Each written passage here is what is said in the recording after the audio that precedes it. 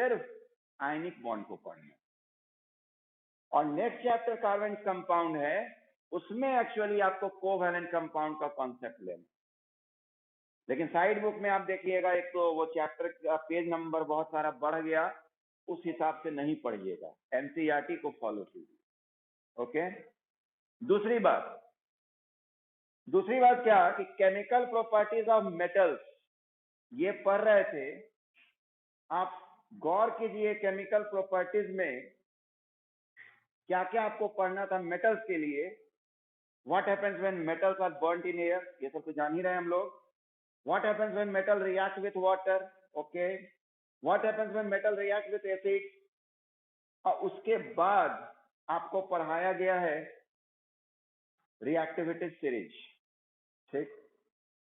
फिर एक छोटा सा टॉपिक आया है पेज नंबर 46 में, how do metals and non metals react.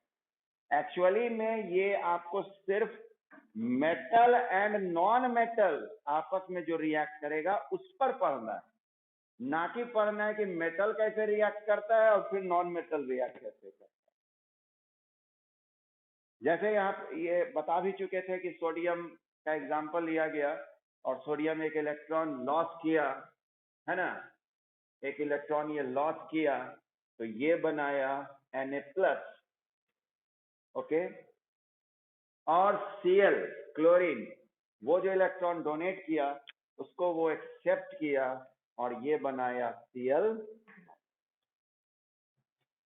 यही हुआ। तो इस चीज को स्ट्रक्चर के रूप में आपको जैसे दिखाया जा रहा है, तो होता क्या है कि आप इस रूप में भी दिखा सकते हैं कि जो अगर इलेक्ट्रॉनिक कॉन्फ़िगरेशन हम बनाते हैं तो KLM, है ना, तो जो आउटर मोस्ट ऑर्बिट में जितना इलेक्ट्रॉन होता है जिसको हम लोग कहते हैं वैलेंस इलेक्ट्रॉन, उसको शो करते हैं। तो वो यहाँ हम शो कर रहे हैं यहाँ। अब क्या है कि वो इलेक्ट्रॉन देगा, है ना, और क्लोरीन का एटॉमिक नंबर 17 होता है, तो 287, यानी क्लोरीन के पास यदि बात करें तो 7 वैलेंस इलेक्ट्रॉन है जिसको क्रॉस करके शो किया जाता है, ओके। यही चीज को दिखा रहे हैं जो आपका बुक में दिया उस तरह से प्रेजेंट कर रहे हैं। तो ये जब इसको देता है इलेक्ट्रॉन, तो इलेक्ट्रॉन कम गया लेकिन प्रोटॉन तो जितना था उतना है, इसलिए नेक्स्ट आपका जो स्टेज आएगा उसमें ऐसे दिखाया गया Na+। Proton as it is था लेकिन इलेक्ट्रॉन क्या हुआ, कम गया, जिसके कारण डोमिनेट कर गया कौन, प्रोटॉन, और इसलिए उस पर चार्ज आ गया पॉजिटिव। और दूसरी तरफ क्लोरीन क्या किया, वो इलेक्ट्रॉन वो ले लिया, यानी क्रॉस यहाँ पर टोटल 8 हो गया और ये हो गया माइनस। और उसके बाद की बात इलेक्ट्रोस्टैटिक फोर्स ऑफ अट्रैक्शन हावी हो जाएगा और NaCl एक कंपाउंड बना लेगा जो कि आयनिक होगा, क्योंकि आयंस के मिलने से कंपाउंड बना, इसीलिए इसको हम लोग आयनिक कंपाउंड कहते हैं। इलेक्ट्रॉन का ट्रांसफर हुआ, इलेक्ट्रिसिटी या जो चार्ज उसमें आया, इस कारण से यहाँ पर कहेंगे कि कौन सा फोर्स लगा, तो इलेक्ट्रोस्टैटिक फोर्स ऑफ अट्रैक्शन। इसलिए इन दोनों के बीच जो बॉन्ड बना उसको एक और नाम दिया जाता है, that is electrovalent bond, okay. Electrovalent bond में क्या होता है कि मेटल इलेक्ट्रॉन लॉस करता है और नॉन मेटल इलेक्ट्रॉन एक्सचेंज करता है। यहाँ शेयरिंग का फंडा नहीं होता है, समझ, शेयर नहीं होता, ठीक है। शेयर होता है कोवैलेंट कंपाउंड में, ओके। और आयनिक बॉन्ड स्ट्रांग होता है, ठीक। तो ये भी हम लोग पिछले क्लास में डिस्कस किए थे। और एक और आपका एग्जांपल दे रहा है मैग्नीशियम और क्लोरीन के साथ। तो सीधा है, मैग्नीशियम में एटॉमिक नंबर कितना है ऑनलाइन वाले, मैग्नीशियम का एटॉमिक नंबर बताइए, चलिए ऑफलाइन बताइए। 12, वेरी गुड, वेरी गुड। तो उसका कॉन्फ़िगरेशन क्या हो जाएगा, KLM282, यानी वो 2 इलेक्ट्रॉन डोनेट करेगा, और पहले से भी आपको जानकारी है कि यदि 1 2 3 वैलेंस इलेक्ट्रॉन हो तो वो क्या है, मेटल। तो वो क्या करेगा, लॉस करेगा। ठीक, क्यों लॉस करता है या कोई गेन क्यों करता है, स्टेबिलिटी। और वो स्टेबिलिटी कैसे आता है, या तो ड्यूप्लेट या ऑक्टेट, वही तो एक्चुअल में NaCl जो बना, ठीक, आप ये बात समझिए सिलेबस आपका क्या है। इस चैप्टर में साइज बुक एकदम नहीं, थोड़ा बहुत जरा सा अपना फैमिलियर होने के लिए 2-4 एग्जांपल बढ़ाने के लिए देख सकते हो, लेकिन टॉपिक जरूर मैच करा लीजिएगा। ठीक, तो ये एक्चुअली NaCl का एग्जांपल दिया जा रहा है आपको आयनिक कंपाउंड के बारे में जानने के लिए। ठीक, लेकिन इसी बीच आप ये चेक करें कि रिएक्शन ऑफ नॉन मेटल नहीं दिया हुआ, नहीं ना दिया हुआ है। सुन रहे ऑनलाइन वाले, हेलो, हाँ, इसलिए आप शौक से उसको पढ़ सकते हैं, लेकिन एग्जामिनेशन पॉइंट ऑफ व्यू से रिएक्शन ऑफ नॉन मेटल नहीं पढ़। ओके, दूसरी तरफ हाफ ईयरली यदि होता है इसी समय, तो उसमें आपको कोवैलेंट कंपाउंड के लिए ध्यान नहीं देना है ना। तो प्रॉपर्टीज ऑफ आयनिक कंपाउंड में मैं आता हूं।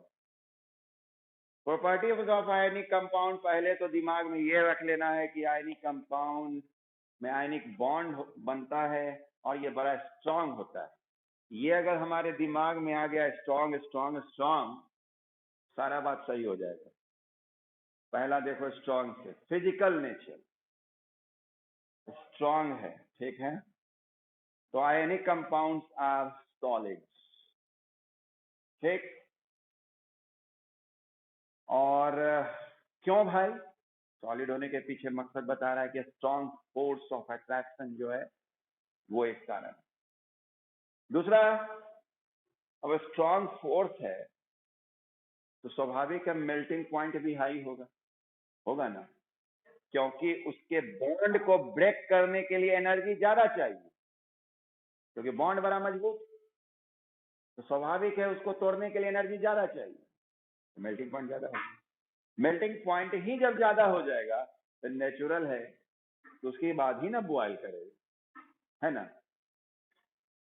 सब लोग यही हो, all are physically existing that I am seeing, but suspicion is there that all are all, not all are all mentally existing.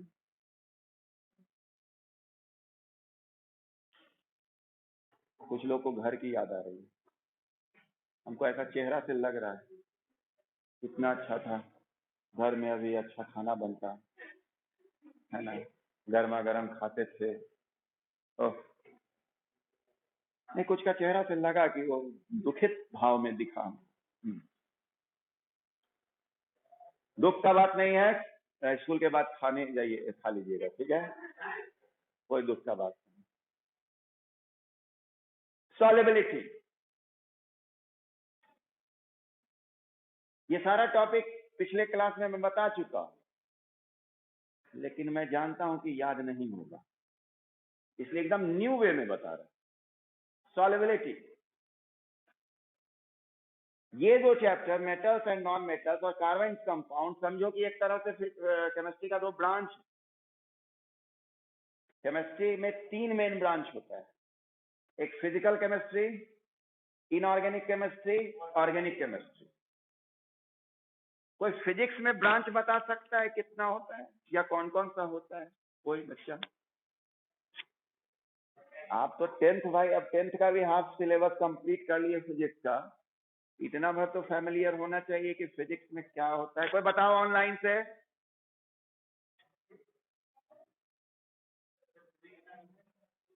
ओहो, तो मैं आपको जल्दी से बता देता हूँ, ये तुम्हारा तमाम जो सिलेबस होता है वो बड़ा अच्छा से बांटा जाता है। आप जो बोलते हैं ना 10th वाला 12th में, 9th वाला 11th में, ये सब बोलता है, लेकिन कौन सा ब्रांच आप पढ़ते हैं 9th में या वही 11th में, मैकेनिक्स, मोशन वगैरह, फोर्स वगैरह जो पढ़े, दैट इज मैकेनिक्स।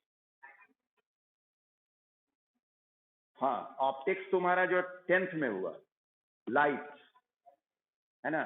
तो फिजिक्स का ब्रांच का संख्या कुछ ज्यादा है, केमिस्ट्री में 3 ही है, उसके बाद अपना अलग अलग करते रहो, अलग मैटर, फिजिकल, इनऑर्गेनिक, ऑर्गेनिक। तो मेटल्स नॉन मेटल्स इनऑर्गेनिक में आया, और कार्बन कंपाउंड ऑर्गेनिक में आया। चैप्टर का नाम गौर करो, कार्बन एंड इट्स कंपाउंड, एक अकेला कार्बन एंड इट्स कंपाउंड। यहाँ मेटल्स एंड नॉन मेटल, मतलब सारा मेटल सारा नॉन मेटल। कुछ समझ में आ रहा है बात? यानी कार्बन में कुछ खास बात है ना, है ना। तो उसका एक अलग ही ब्रांच बना दिया गया। इतना सारा कंपाउंड है, इतना अलग अलग प्रॉपर्टी है कि उसको एक साथ पढ़ना संभव नहीं है, इसलिए उसको कहते हैं ऑर्गेनिक केमिस्ट्री। और ये जो समावेश है सारे मेटल्स एंड नॉन मेटल्स का, दिस इज इनऑर्गेनिक। मैं ये क्यों बोल रहा हूं, ये आप मान के चलें कि मैं लीक से नहीं हटा हुआ हूं यहाँ, इसलिए मैंने बोला सॉल्युबिलिटी क्या लिखा हुआ है। सॉल्युबिलिटी में आपको समझना होगा कि कुछ इनऑर्गेनिक चीज जो वाटर में डिसॉल्व होगा, वाटर भी अपने आप में इनऑर्गेनिक हुआ, H2O, कार्बन नहीं ना मौजूद है।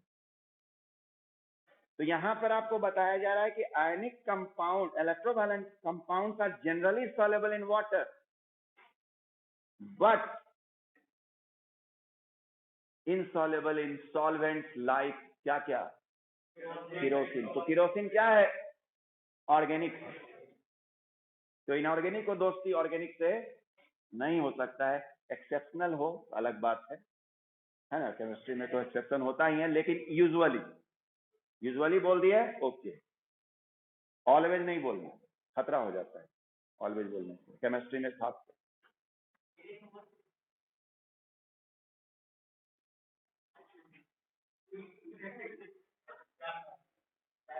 अभी तो ये ऑनलाइन है, लेकिन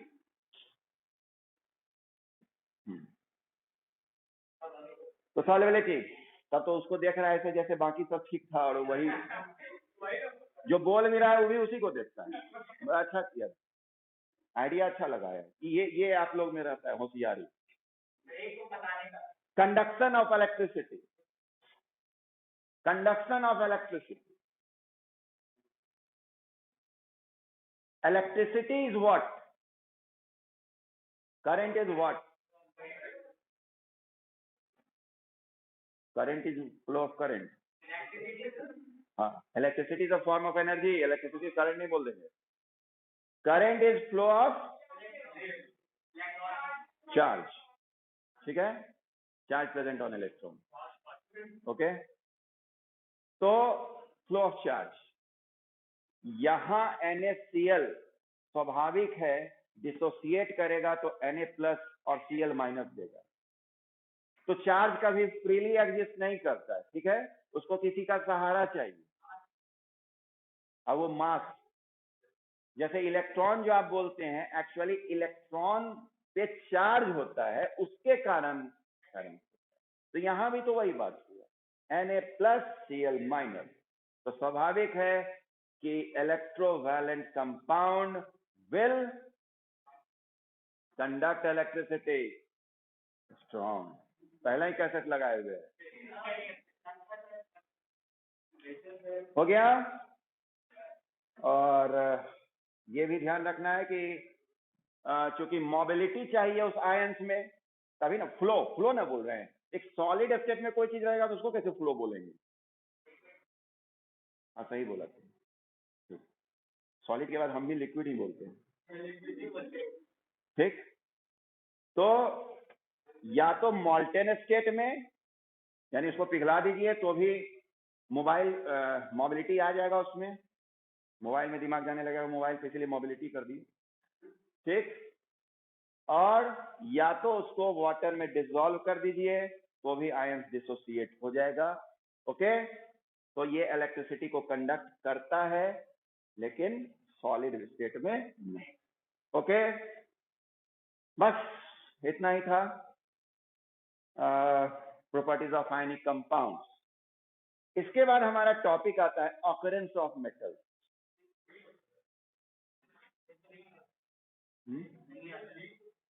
डिलीट हो गया है? अच्छा, कहाँ से है शुरू बता दो भाई, तुम लोग अच्छा करते हो कि डिलीट हो ना। ऑकरेंस ऑफ मेटल, मेरे प्यारे ऑनलाइन वाले बच्चे बोर तो नहीं ना हुए? ये सब जानकारी थी बोर्ड के लिए। हाँ हाँ, okay, thank you. Occurrence of metals, ठीक, इसका मतलब क्या हुआ? हाँ प्रत्युष बोलो।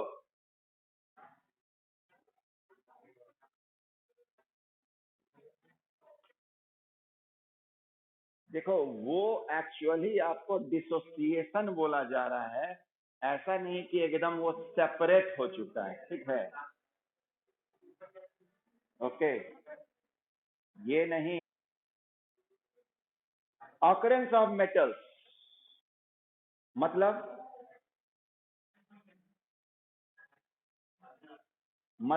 सिर्फ मतलब कुछ है।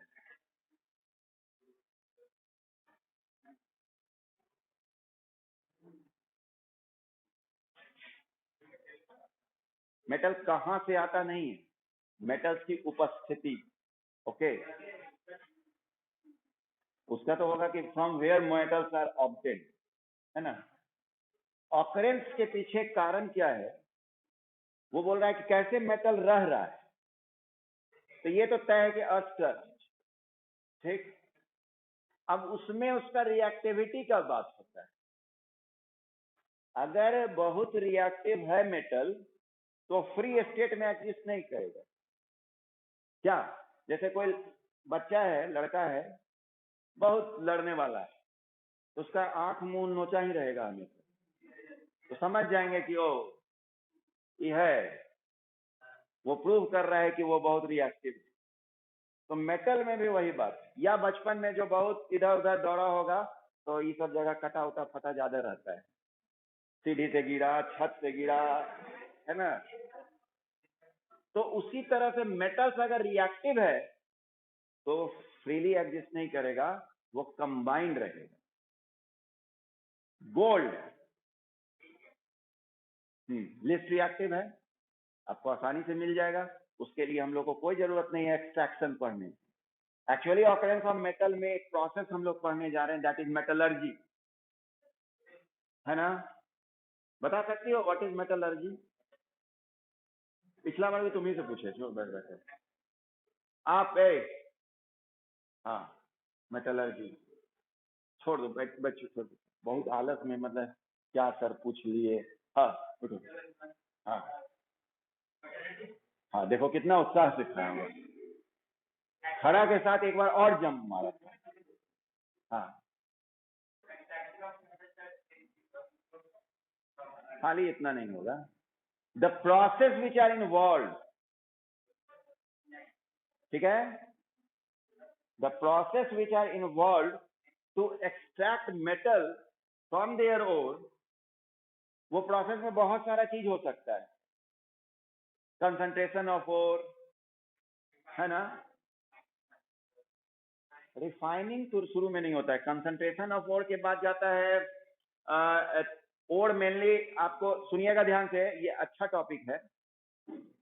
और आपको जो मेनली ध्यान देना होता है वो होता है ऑक्साइड और, सल्फाइड और, कार्बोनेट और। गौर करना ये बात को, कोई चिंता का बात नहीं। ऑक्साइड जिसमें ओ पीछे लगा रहेगा, और सल्फाइड जिसमें एस लिखा रहेगा, जैसे कौन हुआ, जिंक ब्लेंड, ZnS, इस तरह से होगा, या सिनेबार, HgS, ठीक है। और कार्बोनेट में जैसे आ गया तुमको कैलामाइन, ZnCO3, ठीक। और ऑक्साइड Al2O3, बॉक्साइट, है ना? बॉक्साइट, ये समझो बड़ा अच्छा टॉपिक है ये, कि पहले तो कंसंट्रेशन ऑफ ओर क्या हुआ ये हम बता चुके हैं ना, ऑनलाइन ऑफलाइन दोनों बोल दो हाँ। समझाए थे कि अगर आप माइंड फ्रॉम द अर्थ करते हैं, दैट इज मिनरल, और जिससे आप प्रॉफिटेबली मेटल को निकाल सकते हैं कन्वीनियंटली, दैट इज ओर।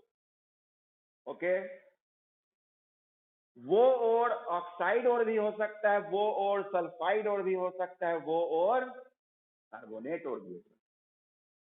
जब आप कंसंट्रेशन ऑफ ओर कर देते हैं तो उसके बाद सेकंड जो वर्क होता है that is conversion of ore into oxide ore. ये होता है एक स्टेप जिसमें जो ओर ऑक्साइड ओर है वो इस स्टेप में नहीं आएगा, इस स्टेज में नहीं आएगा, क्योंकि तो खुद ही है ऑक्साइड। समझ रहा है ना? खाली ऐसे से कह दिया कि ताकि हम समझे कि हाँ है? तो ठीक है, तू बोला ना कुछ, रेड वाला कुछ बोले हो। तो मेटल ऑक्साइड है, क्या है? कंसंट्रेटेड है, वो इस स्टेज में नहीं आएगा। लेकिन कौन कौन बचा? प्रज्ञा, कौन कौन बचा? देखो, जब प्रज्ञा आ गई तो सुगंध भी पकड़ाएगा, उड़ जाए। बाकी दो कौन बचा? सुगंधी ना है जी। कौन है? निर्मल है, अभय है, निर्भय है। चलो निर्भय, चलो निर्भय, हाँ निर्भय, निर्भय। अरे तुमको कह रहे ब्लू मार्क, देखो। अच्छा धीरज, चलो दोनों धीरज साथ बैठा है, कंफ्यूजन। अच्छा हाँ, अभिषेक कुमार, हेलो, बोलिए, बोलो। दो और बचा, एक है कार्बोनेट और दूसरा बचा सल्फाइड। ओके, हाँ Abhishek Kumar from 10th F, क्या बोलना चाह रहे हो? खाली हेलो लिख दियो। तो ये कार्बोनेट और सल्फाइड ओर को इस प्रोसेस में जाना होगा। कौन से process? Conversion of ore into oxide ore. अब सुनना, ये जो conversion of concentrated ore into oxide ore, इसमें दो चीज होता है। एक होता है रोस्टिंग, दूसरा होता है कैल्सिनेशन। ओके, एकदम याद हो जाएगा जिस तरह से हम बोलते जा रहे हैं, ध्यान दीजिएगा। अगर रोस्टिंग एंड कैल्सिनेशन, सी से कैल्सिनेशन, सी से कार्बोनेट, यानी कार्बोनेट और कैल्सिनेशन से गुजरेगा। और दूसरा जो बचा वो कौन था? सल्फाइड, वो रोस्टिंग से होगा। बताएंगे भाई, साथ एक लेंगे तब ना दूसरा छोड़ेंगे, पहले छोड़ते चल जाए साथ। हाँ, बेचैन इंडिया, फिट इंडिया नहीं बोलेंगे ना, बीच में बोला, ये लोग भी तो सुनना चाह रही होगी, है ना जी। अब आया सी से कैल्सिनेशन बोले, सी से कार्बोनेट बोले, ना कार्बोनेट और को कैल्सिनेशन में जाना होगा, सल्फाइड और को। अब सुनो अगला स्टेप, रोस्टिंग में आर, एयर में आर, यानी रोस्टिंग ऐसा प्रोसेस हुआ जो इन प्रेजेंस ऑफ एयर हो। रोस्टिंग,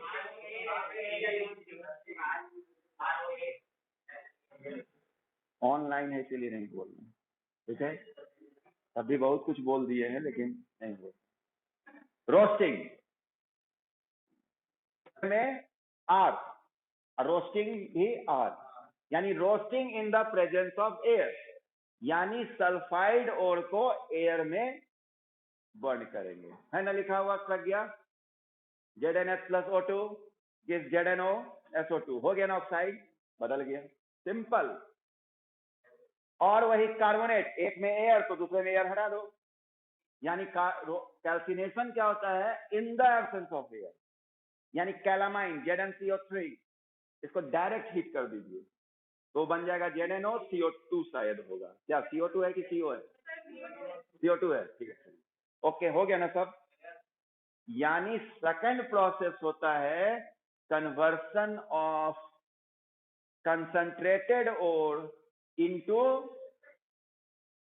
ऑक्साइड, ठीक। देन तब क्या होगा?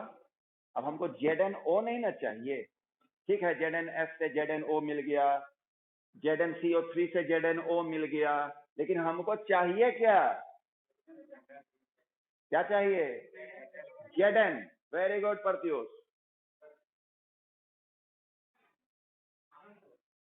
तुम लोग बोला था, वेरी गुड, गुड, हाँ। तो अब उस ZnO से क्या हटाएंगे? O, तब तो तेज हो गया। और इसको हटाना, O को हटाना को क्या कहते हैं? अरे वाह, रिडक्शन, वेरी गुड। धीरज लास्ट में तो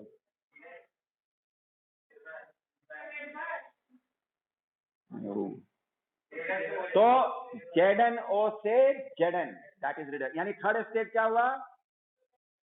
रिडक्शन। अब Zn मिल गया, खुश होके घर नहीं ले जाना है, वो Zn भी थोड़ा गंदा हो सकता है, जिसके लिए होता है रिफाइनिंग। और रिफाइनिंग में भी आपको कुछ पार्ट्स होता है कि जो हाईली रिएक्टिव है उसको कैसे करें, जो मॉडरेट है उसको कैसे करें, जो लिस्ट है उसको कैसे करें। ओके, गुड बाय, तब खैर।